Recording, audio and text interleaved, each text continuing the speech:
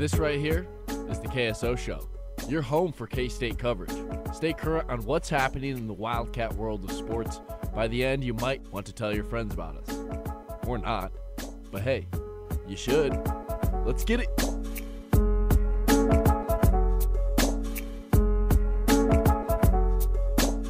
From the Tallgrass Tap House, it's Matt and Grant. It's kind of weird. It hasn't been just us two in a long time. I know. We've always had a lot of people making my job easier. I'm just sitting back looking at levels usually. That's the thing. Letting other people talk. It's nice. The last week, who all did we have? We had Kurtz, we had Fan, we had Nelson, we had Grant, KSU, we had Rob from Kentucky. I feel like we had Mason, we had Nats, we had you, we had me. So it was like, yeah, you just sit back, you get the levels. I just ask a question here and there. Now we have to carry this thing. Carry this and no one wants that. No one wants that. Nobody wants to hear us try to tell people about K-State sports as well as that group did last week. So for sure. You might hear a little rumbling in the background. Yeah, you might think that's a KSO crowd, but unfortunately, I think it's just a fun-loving family getting together. It's not for us. We can sit here and say a packed house tonight at Tallgrass Tap House for the KSO show. It's a packed house. This place is busy every time we come here. But, yeah, not for us today. That's okay, though. It's okay. It's fine. It provides background noise. It gives people a sense that we're out and about. Exactly. And it's all good. Exactly. I'm sure maybe some people won't like the background noise, and I'll hear about it on the board. Well, but you know what? They should tell you if they don't like it. And then I'll be like, okay, then turn we'll yourself up. We'll use the board now. Yeah. From now on, we're using the Zoom this time around. Right. We haven't used the Zoom in a while. Yeah. Technical terms. This used to be how we always did it. This is how we used to always do it. Now you're fancy. Now we're fancy, except for today because it's just me and Matt. But the Cats, well, first I want to say Tallgrass Tap House, Bourbon and Baker, Harry's. I'll probably plug them one more time near the end of the show. You know what I had today? What'd you have, Bourbon and Baker? Well, no, I had Tallgrass because I'm here. Yeah. But I get why you said that because you're like, why'd we do that? No, I had the steak here. I don't usually get the steak. I usually get something else, and it was good. But I think tomorrow I got some friends coming into town. They want to go out. I think Bourbon and Baker is going to be where we go. Do I know these friends? Yeah, you know at least Doyle. Yeah, I guessed it. I don't know. He's on our board, and I don't know if you know Seth or not yet. I can't I may have met Doyle's Seth, on the board. I obviously know Doyle. Email 1986. Did you ever see Hacksaw Jim Duggan, Email 1986? Used to work with that guy at Target, and he's all right. And they're cool dudes. Matt picks cool friends, surprisingly, but yeah, I mean, I tell you, man, you're gonna have a loser at every group. I typically do pretty well, but I'm not gonna put those guys in that class. But we're here to talk K-State sports, K-State basketball, number one team in the Big 12 right now. The Big 12. Okay. God, look. Yeah. Woof.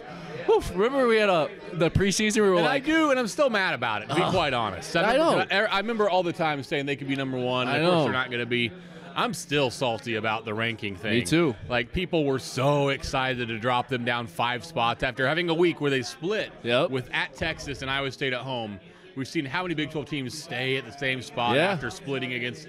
As soon as K-State dropped one, let's drop from 18 to 23, try to get them out of there. They're 20. They have, what are they, 20-5, 20-6 right now, 10-3 in the league. It is ridiculous that K-State's the number 23 team in the country. The disrespect. They're a top 15 team more than they're a top 25 team. Easily. But again, I'm taking us off track. That's not the conversation today. What matters is where they're ranked in the Big 12, and that's number one. That's the only real ranking because it's not, it is. It's standings. They're really number one. But I'm still salty, dude. Me still too. Salty about Me too. And like every team, they deal with the injury issue too, and they still have the injury issues going on. But the 3 seniors are playing. They're playing at a high level. You got to see them in West Virginia. Tell me about the trip. Tell me about the time. It was great. I mean, it was good and bad. I told you earlier I was sad not having you and DUI with me. You guys we've been a lot of places together, lately. Stillwater, Waco, Austin. It became kind of a thing, College Station. Ames. And so it's weird to go alone, but nice, too. And I was happy to get to go out there and make the trip and see the atmosphere. Gave me a different sense of Morgantown. I think when you and I went there for the football game, we flew to Pittsburgh and then drove the hour to Morgantown. Kind of stayed on the outskirts, drove to the football stadium, of course, but I don't know that we really experienced it. I think driving to a place gives you a better sense because you're working up to it the whole time and you're seeing the land change over the drive as opposed to just suddenly being in Morgantown, West Virginia. And I thought it was cool. The place I stayed was cool. I got to see some of the more bar district, local part of Morgantown. I loved the WVU Coliseum, I believe they call it, which is a very creative name for one.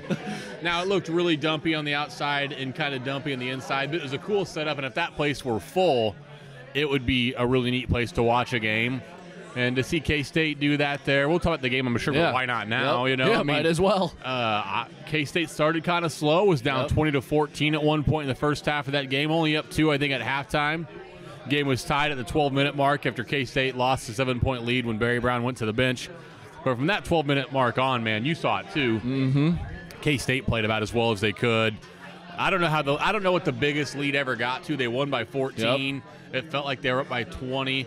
And again, we can all gloss over that win and say no big deal. West Virginia's terrible. They're not very good. But like you and I have said, Kansas lost there. Different time of the year. I know they had Issa, Maud, Wesley Harris, all that stuff, but Kansas had more guys too. They had Gerald Vick, Marcus Garrett at that point.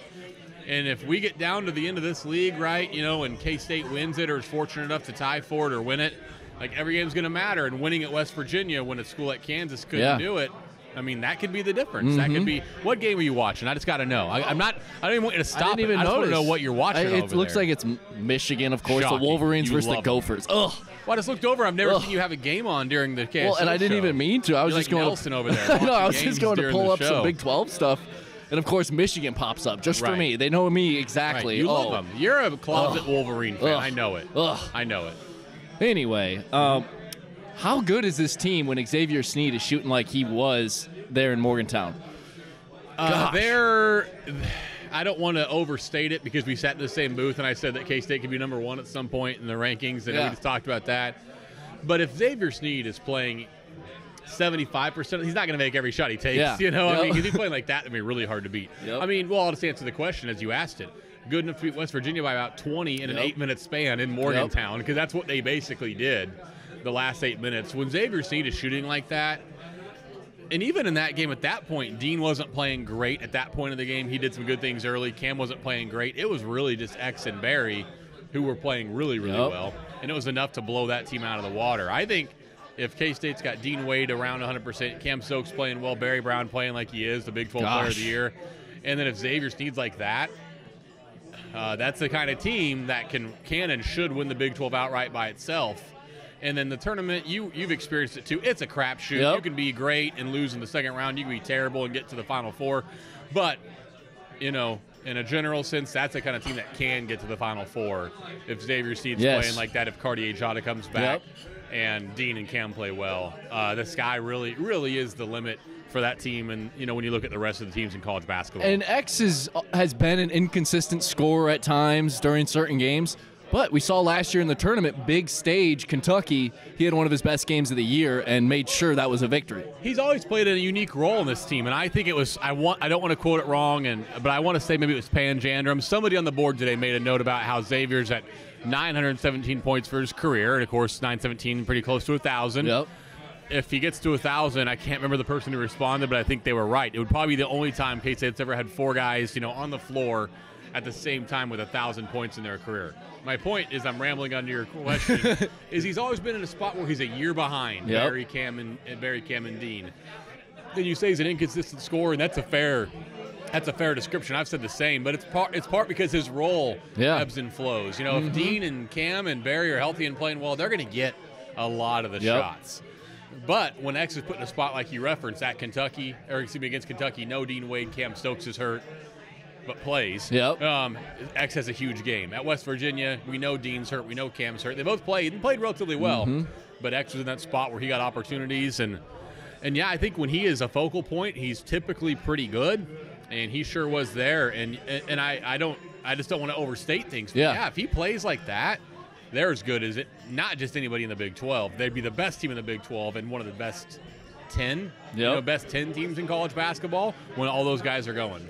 And then we got to talk about Barry Brown and his game and how he's been so consistent on both ends of the floor.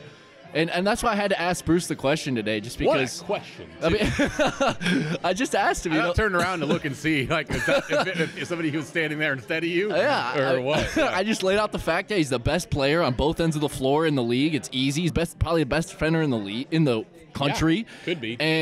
And he's the hardest worker. We always hear about how he's always in the gym working on his game, and maybe his most inconsistent part of his game is free throws. You're still working on that all the freaking time. Couple of funny stories you bring up. So I was fortunate.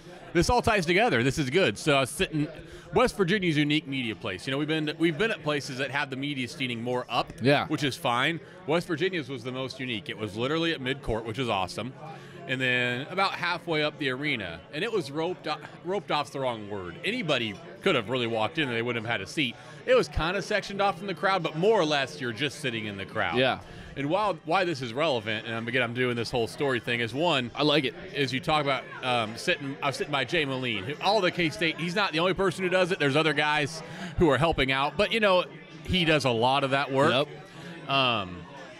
I jokingly said to him when Barry Brown went to the free throw line the first time at Morgantown, I kind of jokingly said, hey, can Barry hit 2 here? Because it feels like Barry's gone either 1 and 1 or 0 for 2 forever.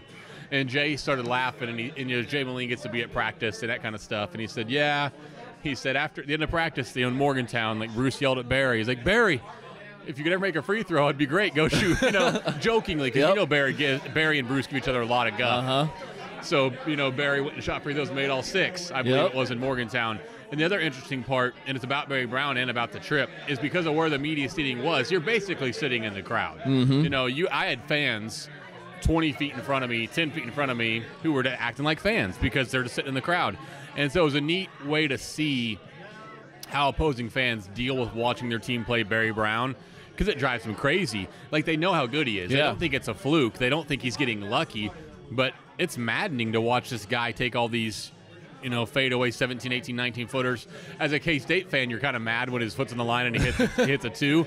It's frustrating when you're the fan of the other team, because you're like, that's a bad shot, and he keeps making it. So he's the best player in the Big 12. Your question said it well. And these things aren't even questionable, in my opinion. He is the best offensive player in the Big 12, which is fascinating, because I never would have predicted that. But the stats say he is, whether you're looking at advanced stats or regular old man stats. He's the best offensive player in the Big 12. He's the best defensive player in the Big 12. We put out today, he is a semifinalist for the Naismith Defensive Player of the Year. The only other Big 12 player on that list was Owen from Texas Tech. Marcus Garrett was not on the list. So, yeah, if a dude's the best offensive player in the league and the best defensive player in the league and he's on the best team, he's the player of the year. And Barry Brown, a lot of season left, Flando. Stuff can happen. But right now, he's, to me, unquestionably the Big 12 player of the year. Me too, easily. And it is crazy because 4 years ago, when they were freshmen, I almost thought of him. Third, right? Yeah. That's. I think the consensus was he was the third guy behind Dean and Cam as far as that went. And now he's propelled himself to being the leader of the team and the most consistent player on both ends. And it's because of what you said. He's so hardworking. Cam Stokes and Dean Wade are super hardworking. They've also dealt with more injury over their career. That's right. Significantly more than Barry Brown has. So as we're ranking these three kind of against each other, it's not to it's not to say that he's better than those guys. There's factors that played into it, but I like the point, because I think you go back to 4 years ago and talk to me, I would have said that Dean's got the biggest ceiling, and everyone would have said that, and he probably still does. Cam was probably the best player as a freshman and maybe as a sophomore, and so Barry, you would have said, yeah, good athlete, good defender, can't make a shot to save his. I know I said that. Can't make a shot. Broken shot. It's not going to work out. And here we are 3-4 years later. And again, to me, I don't think it's even a conversation. I don't think Dedrick Lawson should be in the conversation. I don't think Merrill Shack should be. I don't think Jarrett Culver should be. They're all great players. But if it ended today, it's not a discussion. Barry Brown's the Big 12 player of the year. I have to keep saying Wolf, because the way he plays, too, I like it. I mean, just step back jumpers, and, you can just tell his mechanics. He's so efficient now, too. Gosh. Even the Iowa State game that they lost, he had 23. He was 10-16. He's just playing so well right now. He really is. Really is. So let's get into Dean, because he's a guy who's kind of dealing with a little bit of an injury here and there. I mean, obviously against Iowa State, he went out, and that really, I think, propelled Iowa State to making sure they got that win, along with a lot of crazy shots that they hit.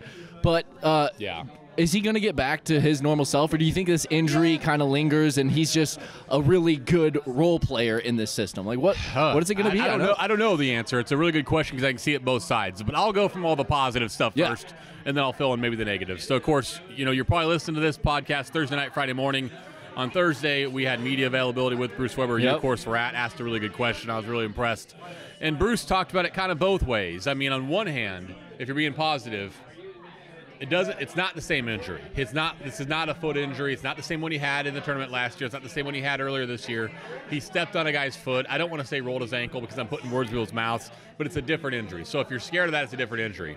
The other positive is that because of Dean and Cam's foot injuries, and stay with me here, they never practiced, which isn't a bad thing. Nope. I know you're hearing that and saying that's terrible. They know everything they need to do. Yep. When I say they're not practicing, they're still going through the 5-on-0 work like Bruce told us today. They're still doing all the prep stuff. It's not like they're sitting on the sidelines in a cast not practicing. But they're not putting any stress on their bodies. So what you're going to have because of these injuries are Cam and Dean, while never maybe 100% from a injury-free perspective, they'll be fresh every game because they're not putting that strain on their bodies in practice. So it doesn't have to be all bad. And you mentioned even if he's a role player, kind of like Bruce talked about today, he's a great role player because he's a great passer. He could have no foot and still be a great spot-up shooter from 3, and teams still have to honor them. So, again, best-case scenario, you might get a great version of Dean Wade and Cam Stokes because they're going to be really fresh physically every single game. And worst case, he's a great role player because he's going to be a great shooter and a great passer. So, should be concerned that Dean and Cam are hurt? Yeah, of course. I mean, you'd rather they were 100%. You'd rather Cardi was 100%. But there's always a silver lining, Flando. And I think it's pretty easy to find the silver lining with Dean and Cam right now. Yeah, I like it. One more guy I want to talk about before we get into like the future of like Pearson the game coming. Pearson McAtee, Patrick Muldoon. Great pregame shooter. Muldoon he is too. Yeah, I know. They are good pieces on the end of the bench to do what they do. Good. Yeah. Mac Mayween. Yes. The Mac attack. How about it? I mean, he missed, was it 3? 3, I believe, 3 dunks. 3 wide open dunks. But at least he was open for him. Like, if he can do that every game but actually finish them, holy cow. Yeah, listen, the Mac thing, we had Coach Lowry here last night for Coffee with Chris, we had a good laugh. He stayed up late and produced and got on the site and on YouTube, which I really appreciate. And, I'm not trying to be the annoying, like, we do cool stuff behind the scenes, but we talk with Coach Lowry quite a bit off camera, and they feel the same way about those mistakes you do. And I don't make light of it to make it okay. If Mac misses 3 dunks against Kansas, K-State's going to lose. Yeah. It's not funny, but it is. X basically missed 2 dunks, too. He had one he turned into a layup and missed, another one that slipped out.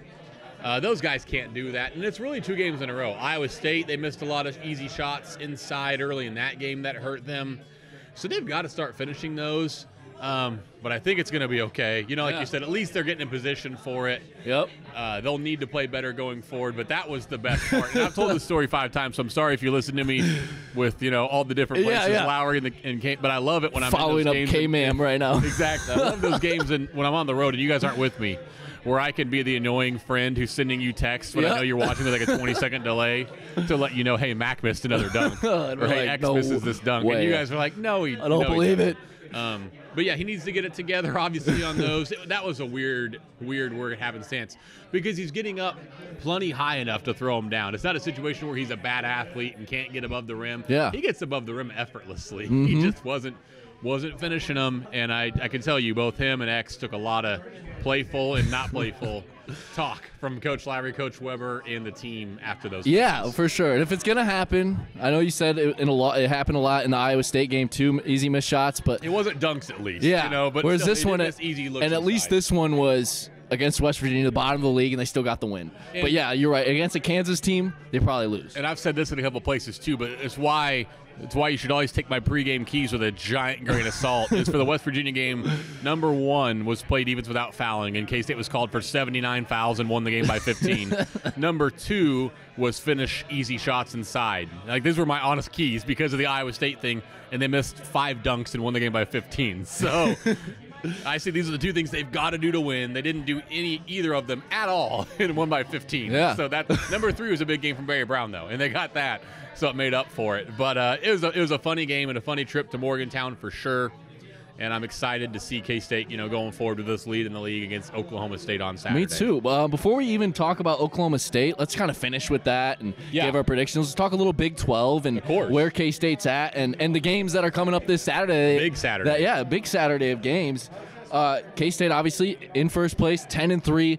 Texas Tech and KU tied for second place at 9-4. Iowa State and Baylor tied for third place. So a lot of jumbled up there, and obviously no guarantees K-State gets this. Of course, gets this conference championship, but it's looking good. Let's talk about some games coming up that could matter. West Virginia at Baylor. That's obviously a game that you got to think Baylor's able to handle. Right. And then, but Kansas at Texas Tech. That's the game to talk about. It sure is. It is that night game after K-State plays. What do you expect from that game and how it could affect the picture of this Big 12? Like, you have to love that, right? Whether it's for you or me or you're a fan or you're a K-State player, you have to love that it's a 7 o'clock night game. Yeah. Hopefully K-State takes care of business with Oklahoma State, goes into that game knowing they're ahead no matter what happens, but getting to watch that game and knowing, somebody who's on their heels is falling 2 games back. I think Texas Tech is a decided favorite in this game. I've been saying it for weeks. I'd be very surprised if Kansas won there. Would I be shocked? No, because we say this every show. Kansas is a very talented basketball team. They're a very good team. But there's been no indicator that says Kansas is going to go on the road and beat a good team. Yep. I mean, every time in league play they've been asked to do that, they've lost, right? They lost at K-State. They lost at Iowa State. They did win at Baylor, so give them credit. In a close one, right? Yeah. Baylor's first game without Tristan Clark. Baylor didn't know who they were. But KU won that game in Waco. KU was very fortunate to win at TCU, of course, but they lost at West Virginia. I'm rambling. The point is Kansas has been a bad Big 12 road team. Texas lost at Texas, right? They lost at Texas too, and a lot of those games weren't close. They lost by Iowa State by 17. Texas was 10. Texas by 10. K-State they were down 10 late in that game. So there's no real reason other than fear to project KU to go win at Texas Tech. I know what they did to them in Lawrence. Totally understand that. It's going to be a completely different game in Lubbock. Tech's playing really well. I could make an argument. Just to be difficult, that if you're a K-State fan, maybe you should rather KU won because, Tech to me looks like a real threat to go 13-5 or 14-4 in the league.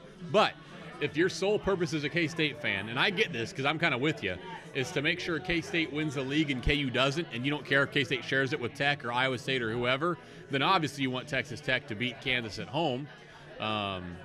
Because that's KU's best chance for a loss. Not their only chance. They still go to OU, which will be tough. Because I've told you guys I'm going to be big. I told you so, guys, in this podcast.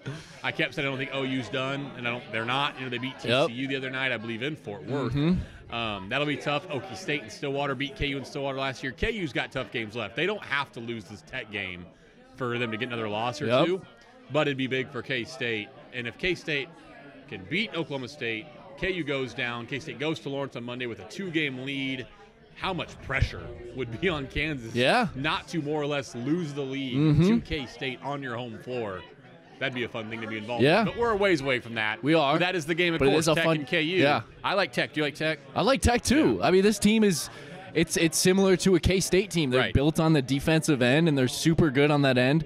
And they do have a baller on the offensive end in Jarrett Culver that can get it done. Obviously, I think K-State's a better team because they have more pieces than just Culver on that offensive end. Right. And Tech has some pieces here and there, but no scorers like K-State has, I think. Exactly right. I think Culver is on that same page as a Brown or a Wade or whatever, and lottery pick. So some would say better. I don't think he is, but he's a great player. Yeah. And you're right. They don't have that number 2 guy. They don't have the Wade to Brown or whatever. But they have, like you said, they have a lot of guys, 2 through 7 or 8 on the roster who are very good Big 12 players. So they're similar to K-State, not as much star power, but probably about as good. And like I said, a real threat. And people keep talking about KU and Iowa State, and I get it. But Texas, I said it last Thursday, too.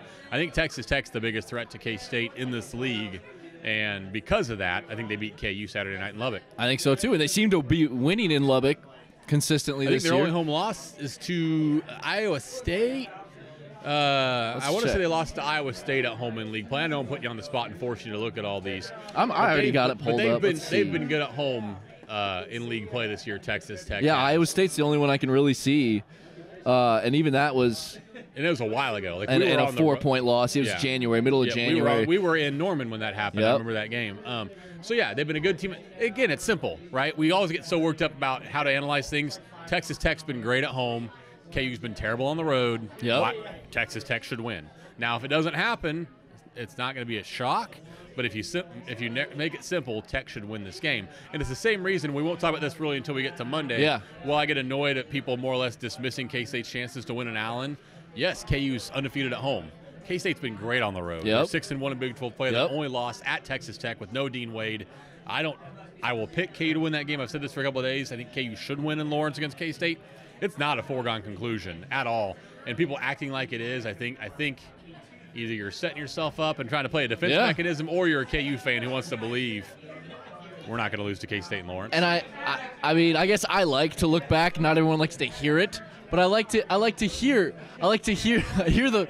the fact that K-State almost beat a Kansas team in Lawrence last year, a better Kansas team. Years. Yeah, the last 2 years, better Kansas teams. Very close games. Worst K-State teams, better KU teams. The last 2 years. And I'm with you, man. Like, the past doesn't matter. Yeah. Like, how they played in Lawrence last year isn't going to impact how they – but if from a confidence perspective, it might. Because, I mean, those seniors, plus Xavier Senior, to look at each other and say, guys, 2 years in a row – 1 year, Luke had to take 13 steps to beat us. The next year, we had a shot to win it and didn't make it. Like, they're not going to be scared of that game. They could lose by 20. KU beat Tech by 20 at home. Like, that could absolutely still happen. But if you're just chalking it up as the regular K-State trip to Lawrence, I would just caution you not to do that, because I don't think that's what this game will be. But again, I'm going to stop talking about it because that's in the future. It's not a big game at all. I don't care about it. We're talking Okie State in this week's Big 12. My bad. That's all on me. Hey, it's coming up. It's no big deal. But, yeah, K-State doesn't look ahead to that Kansas game. They know Oklahoma State is coming up. I do want to – one more thing I want to ask. Let's go one more. Texas Tech and Kansas are the teams to talk about. Do we still want to talk about Iowa State and Baylor? Or are those teams kind of – do you think they're taking a step back? Oh, boy. I don't think it's necessary right now. Yeah. I will say I've written a little bit lately that – and this I didn't think it was crazy to think – everyone gets – myself included – it's like, 14-4 or 13-5. That's what it's got to be. Like, it's not impossible that we get some 12-6 ties for a league championship. Like, as crazy as that sounds, I don't think it will anymore because K-State's not – I don't think K-State's getting to 6 losses. But my point is a lot can still happen, right? Like, we didn't think, for the most part, Iowa State was losing at home to Baylor. We didn't think Okie State was winning. It's still going to be results we didn't expect. So to write them off completely would be a mistake. They're not done. But at this point, I think, shoot, if you're going to bring those two, and let's bring in Texas. And I'm not saying you're crazy, but I think at this point right now it's K-State, KU, Texas Tech. Those are the three at the moment worth really evaluating. I'm with you. Let's get into this Oklahoma State game. Oklahoma State is a team that's been competitive throughout this season, have had a rough month because they've only won one game all month, and that was their last game. The last one. Yeah, so that does matter. It gives them some confidence to try to keep plugging along and getting some wins here at the end of the season. What do you think of this Oklahoma State team? Kansas State handled them in Stillwater, but this Oklahoma State team does seem to play tough on the road. They have. I mean, I have a lot of respect for them, and I'm not gonna be phony and build this up as some great challenge for K-State. Oklahoma State's probably the worst or the second worst team in the league, and it's in Manhattan. I'm not gonna mislead you. All that out of the way, I do have a lot of respect for Mike Boynton. I sincerely do. I think that team plays really hard. I think they're in a bad spot. The roster was in a bad place when he took it over after Brad Underwood left after 1 year to go to Illinois. He's had to kick some kids off. Again, they're not good, but they've never given up. And you know that for a fact. It's not just saying it because, one, they just beat TCU. And two, a week or so ago, we were listening to them play KU as we were driving down to Waco or Austin or something. And for 30 minutes, I mean, they were right in that game. Cameron Griff had like 22, 23 points. Until KU got red hot in the last 10 minutes, they were in it. My point is I think Oklahoma State will be competitive, and K-State's going to have to play hard to beat them. K-State's going to beat them, and I mean, I think that's foregone conclusion is too strong. But my point is this. They're a respectable bunch.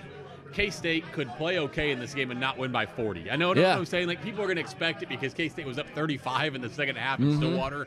They're all going to walk into this expecting K-State to win by 20 or 30, and that may not happen. It may be a competitive game for a long period of time because Okie State can shoot the three, as you well know, and they're also a proud bunch who's going to try to fight K-State in this game. What the biggest thing going for K-State, though, Well, besides the fact they're a great team, these lavender jerseys, man. It's almost like overkill, man. You know, they're already not playing very well. The Pokes, they're already not very good. Do you have to do this to them? Too, because now that I say it, maybe they win by 50. Yeah, the Lavenders are coming out, and I'm excited. I mean, they're some of the. I mean, I'm super biased, but they're some of my favorite uniforms. Yeah. Like in sports, you know, I'm a big Chargers fan, right? And I remember when K-State wore the Lavenders the first time, someone said to me, like, this could be K-State's powder blues. And I thought, oh, you're right, it could. You know, like the Lavenders or whatever. Powder purple. Exactly. That's kind of what it is. And that's how I look at them now. Like, oh, they're bringing out the powder blue, so the Lavenders. And that'll be cool to see. The crowd will like it. The players are excited about it. I think Okie State's going to wear some cool throwbacks, too, which is awesome. Yeah. So visually, it'll be a nice game to watch Saturday in Manhattan. It will be fun. And I like the two-tones. X said he personally likes the two-tones. He said it almost like, though, that there's some members on the team. I think there is some controversy. Yeah. Like, I mean, you're right. I don't know if the players, but you got the same sense. Yeah. Because what you're saying is, and you're right, he didn't answer it like it was a foregone conclusion. He didn't say, well, that's a dumb question. Yeah. Because there's certainly been some talk. And I sat next to, I believe it was C.J. Moore from The Athletic at the Iowa State game, he was very polite, and he showed me on his Twitter, national writer, and he was asking people, like, do you like K-State's two-tones? And his answer was more like, or lavenders. And it was like, yes, but I wish they were all lavender, or no. And it was overwhelming, either yes, but I wish all. Actually, the highest one was all lavender. So the national fans he asked wanted to see all lavender, but the no's were like 10% of the vote. So everyone loved them. But there was some disconnect on whether they want them to be all lavender or two-tone. I think next year they'll go all lavender, but still working in some dark purple to make it feel two-tone. And they won't have to do any gosh darn waivers with the NCAA to wear them at that case. But I'm excited to see it. But you're right. X said he prefers the two-tone. Yeah. And he was like, personally. So I was like, well. And I was going to ask you what you prefer, but we haven't seen the other ones yet, so we don't know. Exactly. I almost think I will, just visually thinking in my mind of what all lavender looks like, I won't hate them. Yeah. But I think I'll prefer the two-tone, and I think we agree on this. I think we've talked about this before. We'd rather see the color of the dark purple shorts as a top two and have that a full color too. Totally agree. That would be awesome. That could happen too. I think they've thought about that. Yeah. And I will say this is all speculation. I really don't know the answer to this, but I'm guessing if they have to go all lavender, what I'm picturing is still a very strong dark presence purple. Like, I mean, like a thick stripe down the side of the jersey, the side of the shorts. We're almost taking up like the entire side where it's dark purple. And if they did that, it could still look two-tone, but technically be all the same color so they could wear it. Oof. That's my idea. Yeah, no, I remember you bringing that up, and I've loved it ever since, just like I love you. Oh boy. We better get our picks in here and get out of this Let's do it. Right? So, you start us off. Okay. Give me a player maybe that I like out. K-State 71-59, and I think that's conservative. It could be bigger than that. I don't think it's a game in the second half where it's in a lot of doubt, but Okie State will battle, and I think if K-State gets the shot, they're going to sit some guys. I think there's a lot of mutual respect in these two programs. We saw it in Stillwater too. K-State has no interest in blowing Oklahoma State out of the water. Yeah. They want to win. They want to look good, but K-State wants to stay healthy. They don't need to rub it into this team. I think K-State wins by 10-15, so 71-59. Player of the game, Barry's going to have a big game because he's the best player in the Big 12. But I think I'll probably steal one from you. I think Xavier Steed's going to have another big game. I think his confidence is going up. Remember, Okie State backed off of him some at the three-point line in Stillwater because he was shooting so bad. They won't do it. I say shooting so bad, he was like 2 of 4 from 3. That is funny, There's just misses. That's the thing, is when he misses. If you're going to miss, just miss it, man. Yeah. Go to the side of the backboard. Might as well, because then they sag off you for the next one. Exactly. I think he'll have another big game. I like K-State 71-59 in the Lavenders, in Manhattan, in Bramlage, in the Octagon of Doom to set up a really big regular season K-State basketball game Monday night in Lawrence that we'll be at. I think K-State, and not that they have to, like you said, but I think they do blow them out of the Stillwater. Manhattan. If it was in Stillwater, that would have worked. I know it would have been. But instead, it was like I get it, but it doesn't work. Yeah. But anyway, I think they blow them out, and a lot of me thinks that, like, not that they're going to necessarily want to, but also I think they do want to make a statement that they are the best team in this league. Probably so. And I think even the guys on the end of the bench that get in near the end of the game are still going to perform to where it's enough of a lead. Let's go 75-55, a nice 20-point 20-point win for the Cats. You mentioned the end of the bench guys, something to watch for in this game. And again, we're getting ahead of ourselves. This may be a close game throughout. Like I said, very much so. TCU. They played with KU and Lawrence for over 30 minutes. So I know we're assuming some things here. But if K-State gets a chance to go to the end of the bench, man, it'd be a great game to see a shot or two fall for Sean Neal Williams. Something easy. Or Austin Trice to get in and get a dunk put back or something like that. Pearson, Mac. Because K-State, I think they're going to get Cardi back sooner than people think. I don't have inside info there. It's just reading between the lines. I think he's back in the regular season at least. But, man, if they could find one more guy on this rotation, whether it's Sean, whether it's Trice, whether it's James Love, whoever it is, who you know could go play 3 or 4 or 5 minutes and maybe get a basket or a big stop. I mean, that could be the difference, right? We'll get to the tournament here soon and talking about big games in the tournament. And in those games and in every game, it can be 1 or 2 baskets. So I think a great thing if you're a K-State fan, if you're watching this game, you want to see your team win, you want to see them play well, and you'd love to see one other guy, Sean or Trice or Levi or whoever it is, have a nice game to where you can feel like maybe they'll provide a spark, whether it's against KU or Baylor at home or at TCU, because I think they need one more spark from one other guy to really lock up the lead. I think so, too. And I think I didn't even pick a player. I'm going to pick him this time. I'm going to say Mike McGurl is a guy, is a guy that hasn't been a consistent spark throughout the season, but at times has. I think he might find himself this game and try to be that consistent spark up until Cardi comes back. And he's another guy, not excuse hour here on the KSO show from the Tallgrass Tap House, but battling the flu or whatever yes, he has. That was still an issue against Iowa State. Today was the first day I thought Bruce didn't sound sick. In a week and a half. That's the other thing, too, is they got into that game Monday night. They flew back that night, which is really smart. So they got all of Tuesday, all of Wednesday, all of Thursday, all of Friday. They're going to practice some here and there, but they're smart. These guys are more or less getting 4 days of rest. This will be the healthiest, freshest K-State team you've seen in a while, and that'll be fun to watch, too. I think so. Matt Hall it's always fun. Speak for yourself.